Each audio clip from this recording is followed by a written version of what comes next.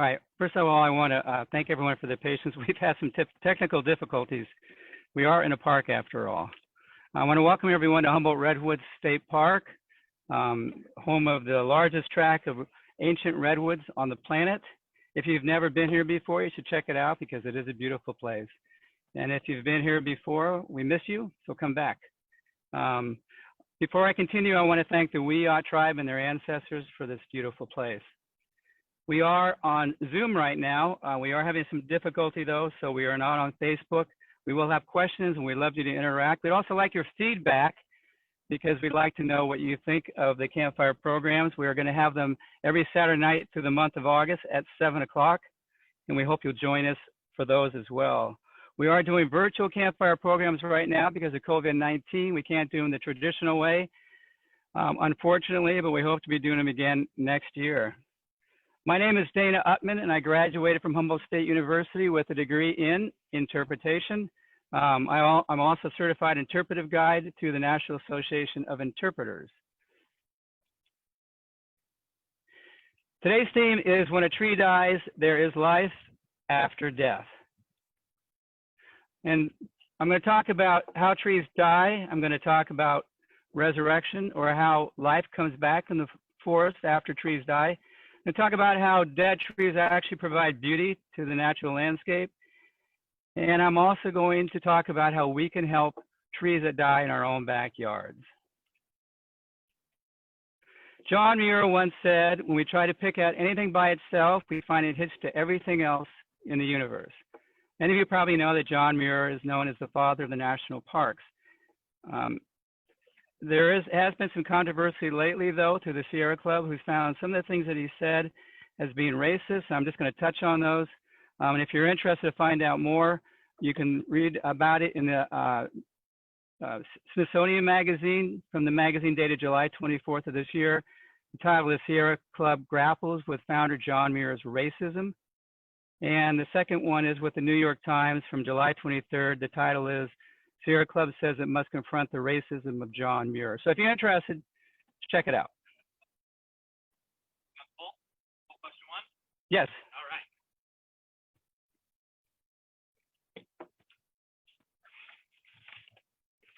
We've got our first poll question here coming up. Who was John Muir? And for those of you in the audience, our choices are founder of the Sierra Club, considered to be the father of national parks, some racist views, Bigfoot, first to coin the term interpretation as it applies to nature. This is the multiple choice. Somebody want to raise their hand, see if they can answer it?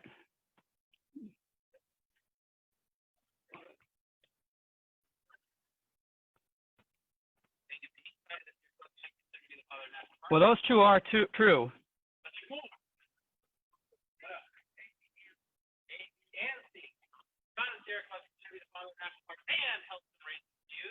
One more.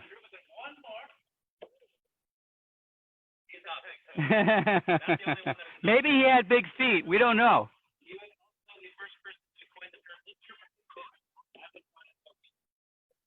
All right. So, in case anyone who's watching from Zoom, we do have an audience, a small audience, but we do have an audience. So we actually are talking to some people here. So our results are in. We have 50% saying 100% saying considered to be the father of national parks, 50% saying helps the racist views, and 25% saying the first point interpretation. No Bigfoot. No Bigfoot. Sorry. Good job, everybody. So we'll start off talking about how trees die. There are multiple ways that trees can die, and I'm not going to be able to talk about all of them, but some of the more obvious ways are through fires, bug infestations, human management, and many other ways. Because, hold on a second here, let me get to this part. This one here, many of you have probably driven down the road and seen a lot of dead and dying trees, and you've wondered what's going on. We've had unusual numbers of droughts recently, and they're going to probably continue because of climate change. In the year 2018, there were almost, just from the 3 fires we had in Northern California, like Camp, for example, nearly 1 million trees were wiped out. But since 2014, we've had some of the worst wildfires in California history. unfortunately. And droughts also, these are some of the fires that you can see that were happening in Northern California. I talked about human management. This is Yosemite looking from Glacier Point. All that smoke that you see in the distance is actually from human management. It's from a controlled burn. And that happens. That's to try and prevent large fires from happening. And because of those fires, oftentimes we see these beautiful sunsets, which look pretty, but they're, of course, filled with particulate matter that's not good to breathe. This is a shot from Moonstone Beach. Many of you probably know it's in Trinidad, but look how dark the sky is. And we could probably expect more of this kind of stuff in the future. So 90% of the wildfires are caused by humans, according to the U.S. Department of the Interior. There's, for example, sparks from a hammer hitting a metal post, backyard barbecue, cutting metal wires with a torch, power metal blaze creating a spark while hitting a rock, throwing a lit cigarette, shooting guns in a dry environment, and human management. But there's a lot of other ways too. I mean, a lot of times cars will drive down the road and their muffler will drop on the ground, I've seen this, causing sparks on the road and starting a fire. So there's a lot of ways that fires can start. We do have to be careful because sometimes they get so out of control, there's nothing we can do and they can cause catastrophic problems. Droughts can also affect the kind of, make bug infestations worse because warmer temperatures make the dry, hot seasons last longer through the fall, unfortunately. And because of that, they can be very destructive. This is a bark beetle. Later on, I'll talk about sometimes insects are actually good, but if the conditions of climate change get worse, bug infestations can also get worse and sometimes wipe out millions of trees, unfortunately. Sometimes trees can die from a lightning strike. That's less common, but it does happen. This is a shot from Avenue of the Giants, and as you can see, all this debris on the ground that happens when trees die naturally. Limbs that blow off or trees that fall over from lack of water or nitrogen, too much competition, for example, as well. So when all that stuff drops, it creates a debris field. And all that stuff has to get back in the ground. Depending on the kind of conifer forest it is, like if it's spruce, for example, it could take 80 years for trees to be able to decompose. And if it's a hard tree that has more lignin, for example, which makes it harder to decompose, it could take a couple hundred years, especially for a redwood. But because of all this debris, in 1 acre, you could have approximately 100 to 450 tons of organic material dropped per acre. So all that stuff has to be cleaned up by Mother Nature. It does take a long time. Here's another scene from Redwood National Park. You can see all that debris on the ground. So Ralph Waldo Emerson, I don't know if you guys have heard of him before. He was a poet who lived in the 19th century, and he was also a philosopher. He once said, "Nature never hurries. Atom by atom, little by little, she achieves her work." Lao Tzu, who was the founder of Taoism, said, "Nature does not hurry, yet everything is accomplished." Of course, he lived a long time ago. And the fairy godmother from Cinderella said, "Even miracles take a little time." So I've talked about how trees die because we're looking at how when a tree dies, it brings new life into the forest. So now we're going to talk about resurrection. A lot of you probably have heard of consumer pyramid, right? Which means that there's all this stuff that begins on the bottom of the pyramid that will create energy or food for the next layer, in this case, the primary producers, and then the primary consumers, and then the omnivores and carnivores, and then finally the top consumers. Who's the top consumer in the consumer pyramid? Does anybody know? That would be us, right? But all this energy you lose energy at each level. So it takes a lot more living things on the bottom of that pyramid to give enough food or energy for the next layer. To give you an example, 27,000 mosquitoes, for example, might eat tons of grass. And then it might take 30,000 frogs to eat all those mosquitoes. But then it would take 300 salmon to eat all those frogs. And finally, those 300 salmon would be enough food perhaps for one person for a whole year. All that stuff's got to happen every time something has to decompose and create new life, because in order for there to be new life, it has to use all that organic material that's decomposing so that it can continue. So this is a picture of some fungi, and this is a fruiting body. It starts in the ground, it comes up, and it starts to decompose what's around it. And this is also a bracket fungus, turkey tail.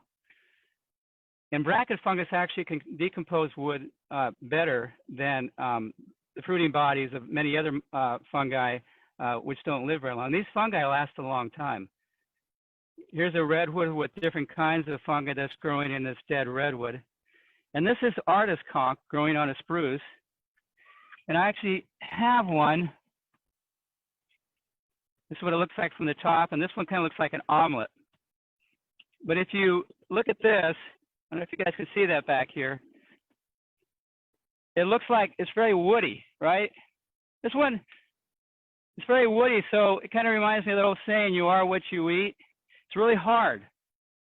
But artists use the back of this to paint on. And maybe some have seen that before, and then people buy them, and they last quite a long time.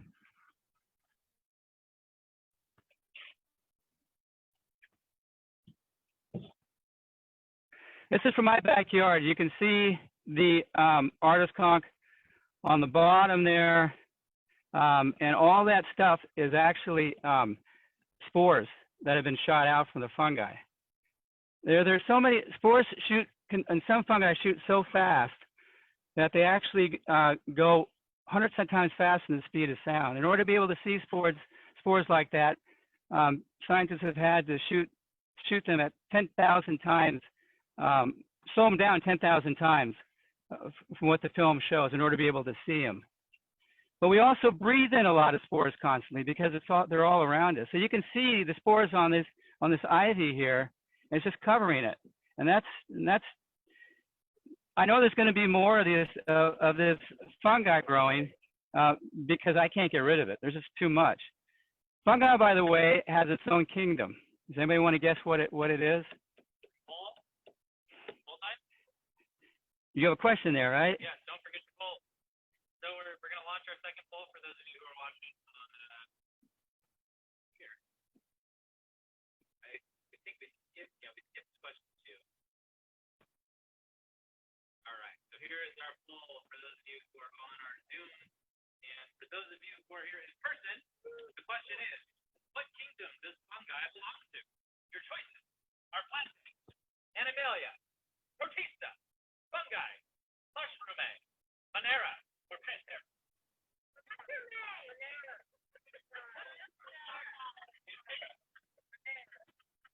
All good guesses. We're going to wait for our answers to come in here virtually. All right. One more voter. Give it 5 more seconds. 5, 4, 3, 2, 1. All right. So our poll results are in. One person voted plante, one person voted fungi, and one person voted monera. What is the correct answer, Dana? It's fungi. It's not a plant or an animal. It's not flora or fauna. And it's fun. It's All right, this is lichen. Everybody know what lichen is? It's a werewolf, right? You ever see those movies? They call them werewolves. Lichen. No, it's not a werewolf. It's actually yes. There's a poll question associated with this one as well. Right back to the poll. All right, did really good on the last one. today is question 4. Second to last question we have there. So, question is, what is lichen? Is it an algae? Is it an animal? Is it a fungus? Is it a bacteria? Is it an algae or a bacteria and a fungus working together? Or is it just a plant? Like here for the rest of the audience, what do you think as far as algae? Plant. What do you think? All really good guesses. We're going to give 5 more seconds for our Zoom poll here. We have only one vote. All right, we're going to go down. Our one vote on the Zoom poll is algae. What's the correct answer, David? It's a combination of algae and fungi, predominantly fungi. One thing I want to point out too is the reason we're talking about fungi and lichen and all that is because the fungi are oftentimes the primary engines of decay. They're the first ones that come and start to break down wood after a tree falls, and lichen as well.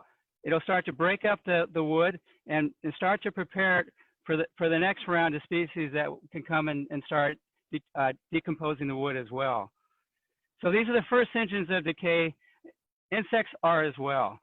Nothing really is separate from itself. All the stuff depends on each other. And a lot of these species that prepare the way for the next species are called keystone species.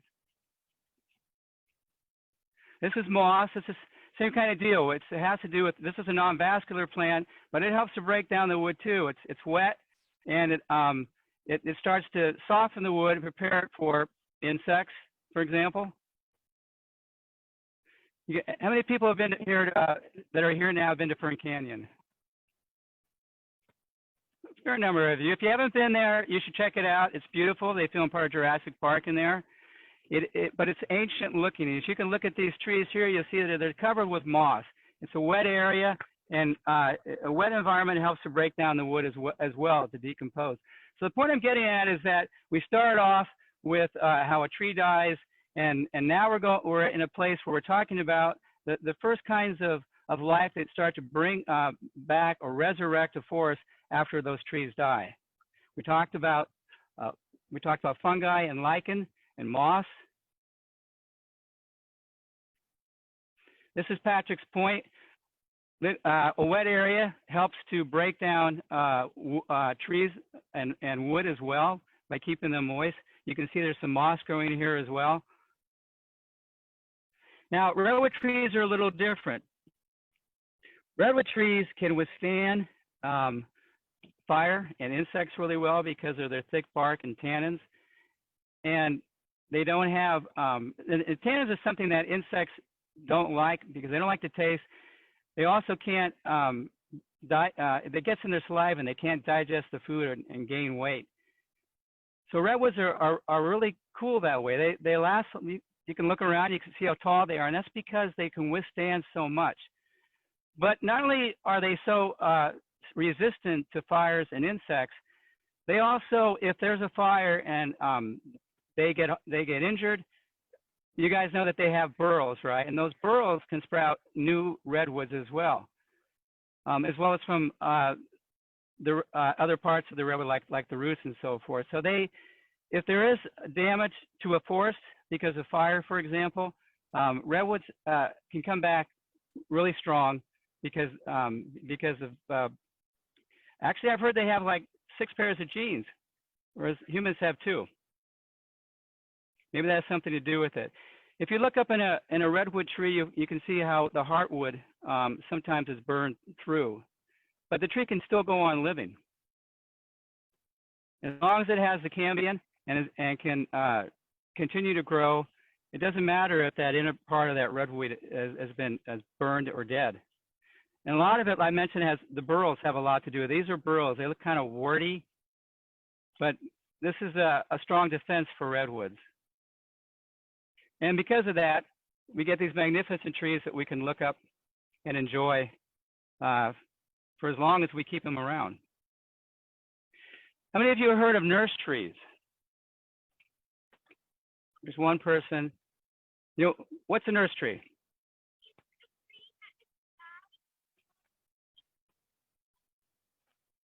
Right. It acts as like a tree that has fallen and acts as a seedbed for new trees. So here's an example of a spruce on top of a downed redwood. Here's another one growing out from the roots of or the base of a redwood that's fallen over. Here's another example.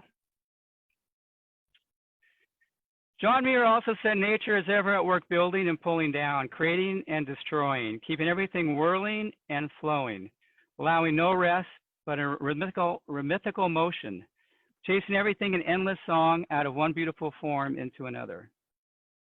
So we're going to have a little game before we get to the next part and talk about the animals that come back in the forest after trees die.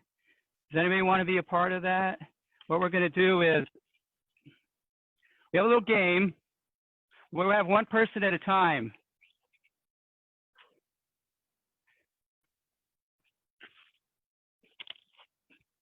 I'm going to present you with a picture, and I'll have a kid come each time and tell me if they think that belongs on this side with the Teenage Ninja Mutant Turtle, because they obviously don't live in dead trees, right? This is what this is about. We're going to put these in a place where we think animals might live in stumps or hollowed out trees in the forest. And this is a squirrel, and this is where you're going to put it if you think that they do live in hollowed out trees. So does anybody want to start? If I show you a hairy woodpecker, there's magnets over here, and you can place it on the side that you think. You can just take it from me and then put it on the side where if you think the woodpecker would live in a dead or dying tree, you can put it on that side. There's magnets right there.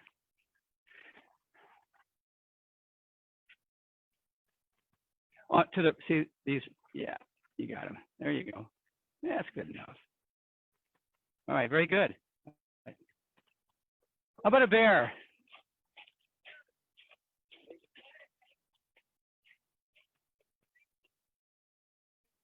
Put it on the side where you think if a bear can live inside a hollow tree or not. That's not.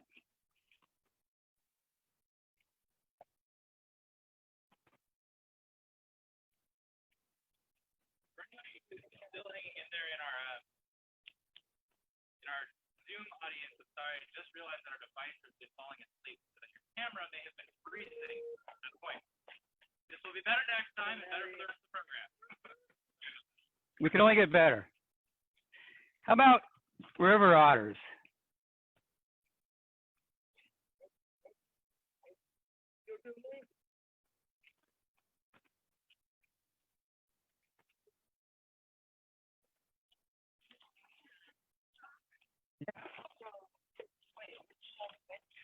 If they live in the forest in dead trees, or they can, or a river, there might be dead trees.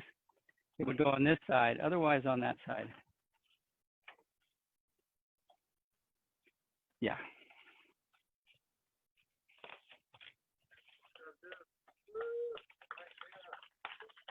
Very good. How about a cow?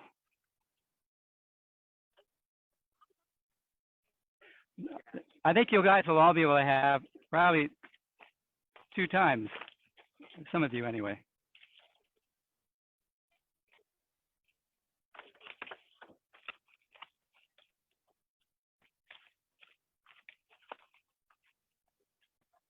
Very good, thank you. How about salmon?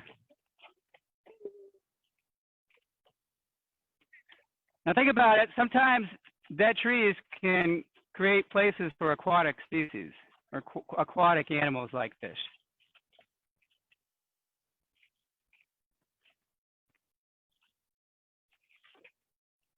How about a whale? Thank you.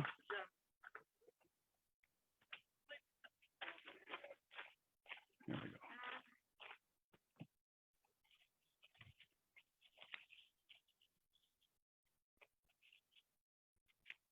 Thank you.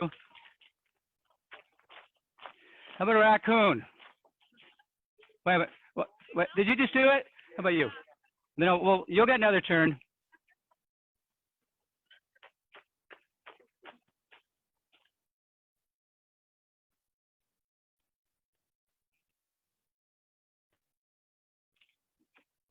Thank you. How about elk? Elk.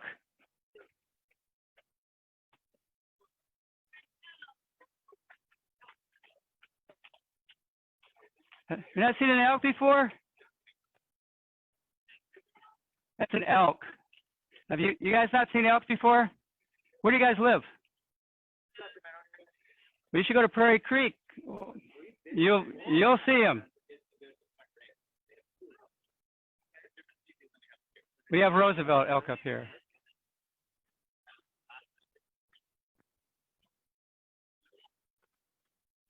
What do you think? I want to say there's no really wrong answers here.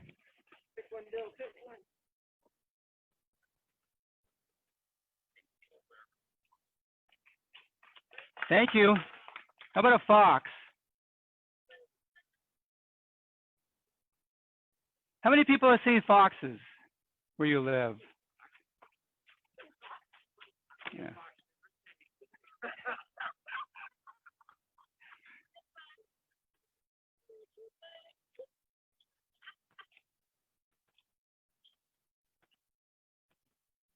Good job. Good job. Thank you. How about, does everybody know what an osprey is? Have you ever seen an osprey? All right, you want to, okay, you're after him, okay? Go ahead. You're already down. You're good. How many people are here have seen an osprey? They're really big. They have big nests, too.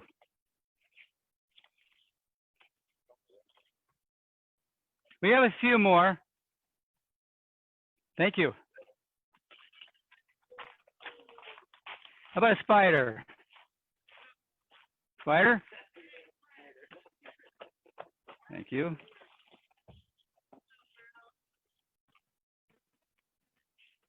Good job. How about elephants? We have elephants living in the forest. And by the way, a standing or dead tree, what's that called? So if a tree is standing and it's dead, what do they call that? Yeah. Well, no, it's sometimes trees die and they just stand there for a long time before they fall down. They're called snags, but they're also called wildlife trees, more realistically, because they provide so many homes as dead trees for animals. Thank you. How about beavers? Do they use, yes. What kind of, what do they live in?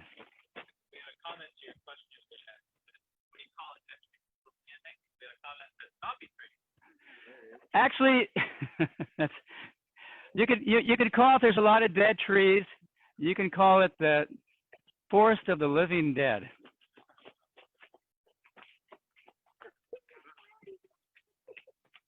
We got one left. It's a salamander.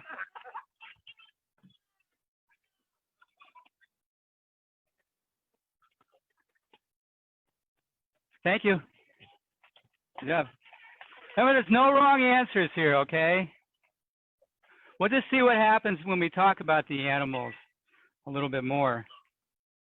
So the first thing, animals that you might find after they help bring back life into the forest are some of the non-vertebrates like slugs, banana slugs.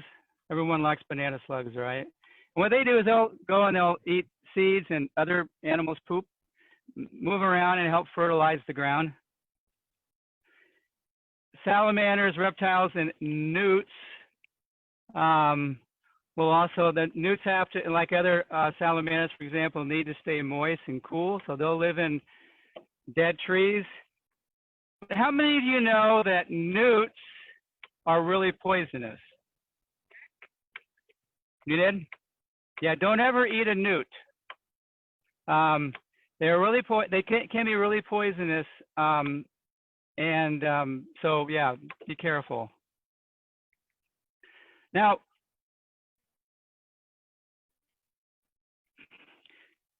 before you do that though, we do have a little sound that goes with this. Does anyone know what this is? Yeah. What kind of bird? What kind? Very good. Yes. So. Yeah. The bird.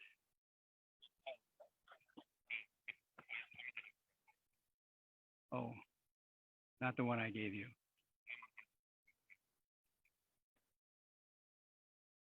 So then not worried about it. Okay. No sounds. All right. But, yeah, so it's a hairy woodpecker. It's a hairy woodpecker chick. It looks to me kind of like Woody the woodpecker. This is it, sticking its head out, waiting for its mom. And there's his mom coming to feed him. You can tell it's a mom because she doesn't have that red patch on top of her head. What's this? Could be an eagle's nest. In this case, it's actually an osprey's nest. So osprey often make their nest up on top of dead snags or trees, and often come back to the same one year after year. This is an osprey that I took on my way to Truckee one day. I was driving down the road and saw this big nest, and I thought, wow, I bet there's something cool on top of that. And this osprey came out and tried to scare me away, and all I could think of was, perfect, thank you, to stay like that. This is an eagle, right? And oftentimes we find eagles on top of dead snags with their nests as well. What's this? In this case, it's a chipmunk, but you're close. Chipmunks use dead logs, hollowed out logs, as platforms to look for something that might be coming after them or food.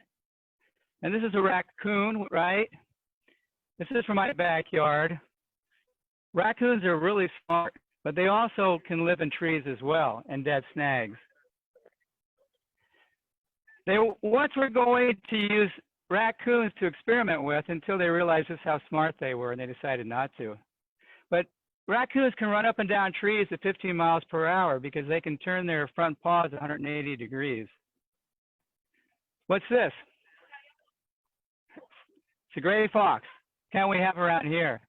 Related to the dogs, they're the only member of the dog family that can run up and down trees. And they can also live in trees. I wish I had a recording. You guys ever hear them bark? It's so low and it almost sounds like someone just trying to scream, you know, it's pretty amazing. We all know what this is, right?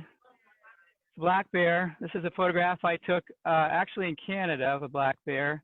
I was running, and bears will live in dead snags as well. They sometimes make their home like this one does in one. When I was in Canada, I saw all these bears, and there was always this line. You could always tell because there was this line of photographers. You can tell where the wild animals were, and I always made sure that I was behind that front line because sometimes those bears would be so close. This is a photograph I took on Taylor Creek near Truckee, and you can see it's got a salmon. And that's because these dead trees in the water provide aquatic habitat. So the salmon will go there, the bears know where they are, and they get really well fed. This is Patrick's Point, and somewhere in here there is a Douglas squirrel. Can you see him? You can come up here if you want, if you see it. All right, we got one here. No, you come up.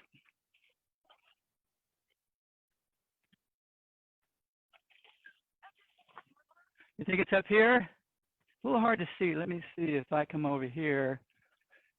You know, yeah, come over here. I'll give you a hint, okay? It's more like in this area. It's kind of hard to tell on the screen. No, you're getting hotter. You're really close. See that outline? There's something right in front of that.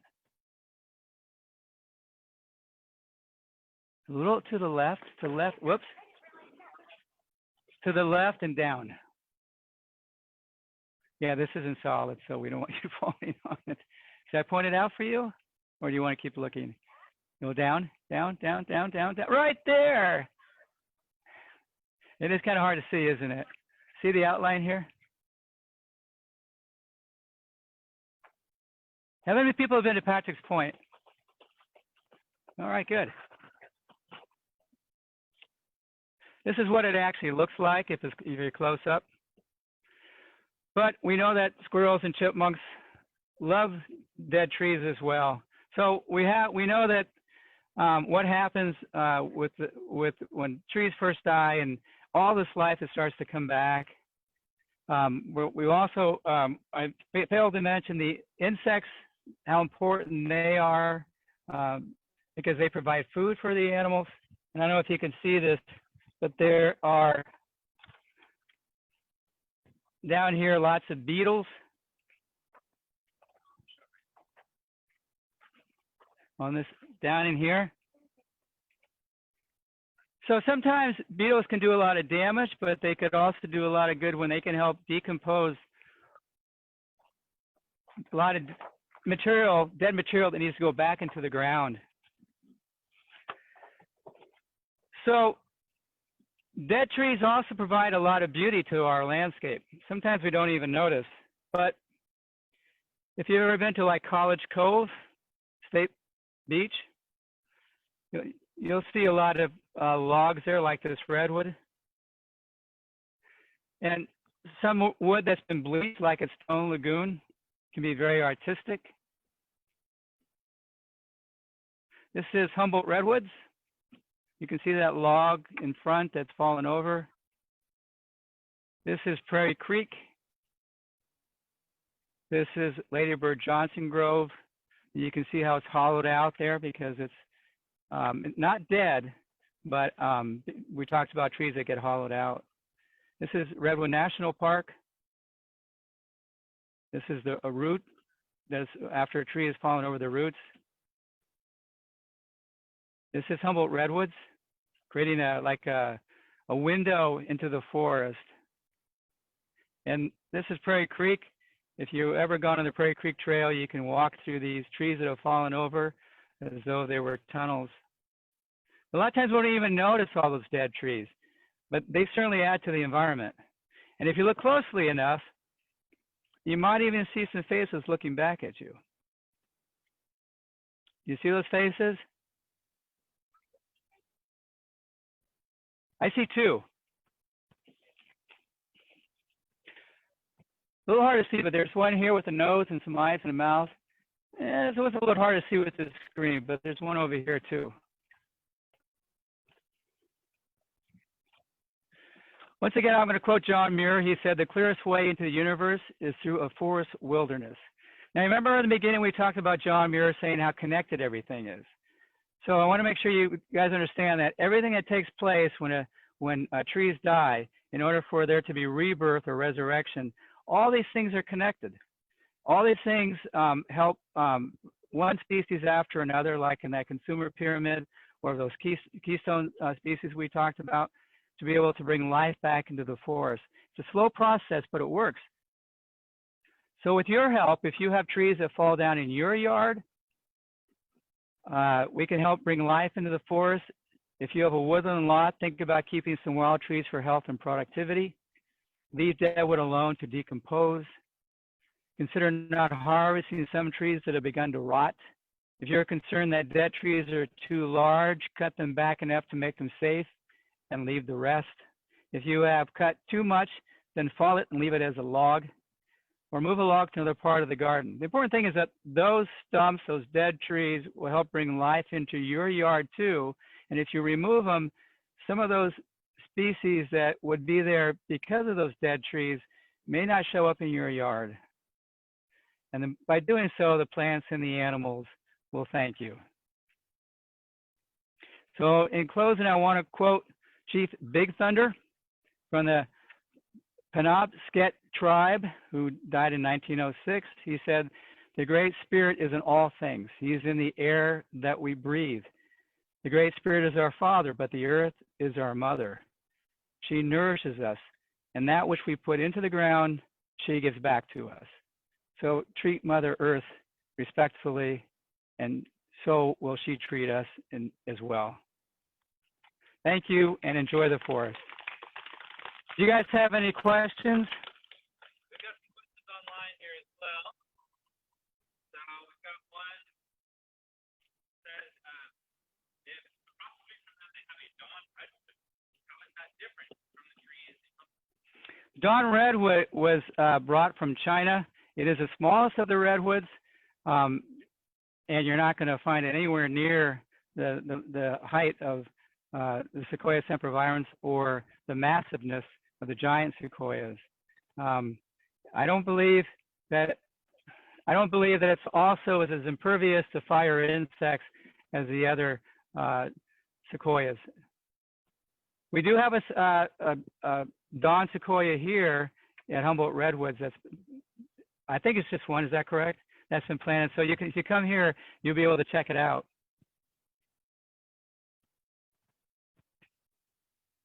Anything else? I think was all we have on here. Besides, where are we? What are we talking about? I think we answered.